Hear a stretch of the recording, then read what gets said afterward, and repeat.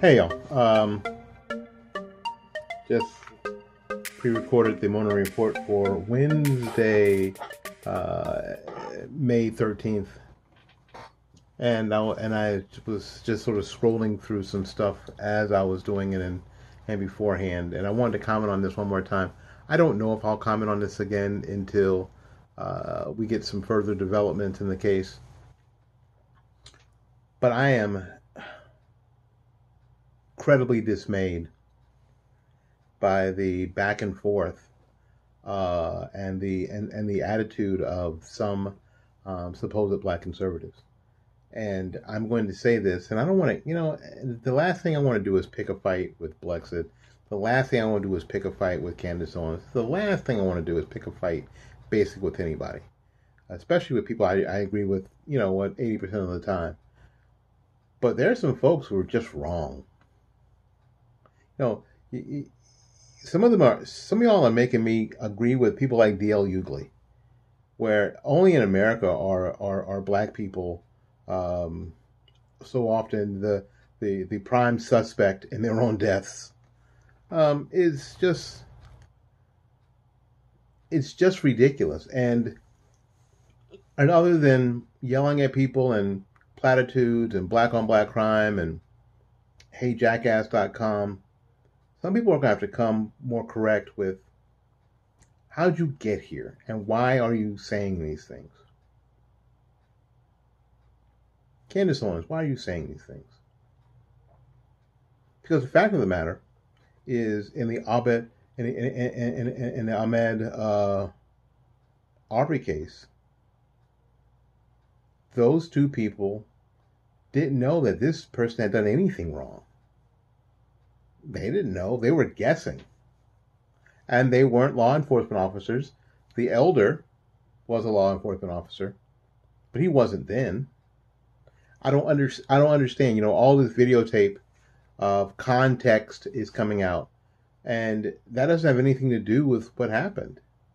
I saw someone who said, well, you know what, that he got into and commented on one of my videos here on YouTube that he got into a physical altercation. So the elder McMichaels was in a battle for his life. Well, he put himself in that situation, didn't he? The person even commented, and you can read the comment. It's one of the previous videos that Arbery should have run the other direction. Really? Seriously? I got an idea. What if I don't know, if they thought that it was a person who had stolen something, why didn't they call the police? Just call the police. Got a description? Got the direction he's going? One person had called 911 already. Was there any reason to hunt him down in the truck with one of their friends following, videotaping the altercation? What the hell was that all about? Come on, y'all. Y'all gonna make me agree with D.L. Hughley? You gotta be kidding me, right? And here's the deal. It seems to me that a lot of white folks, I'm not just talking about white liberals and white progressives, I'm talking about white conservatives too, are getting this.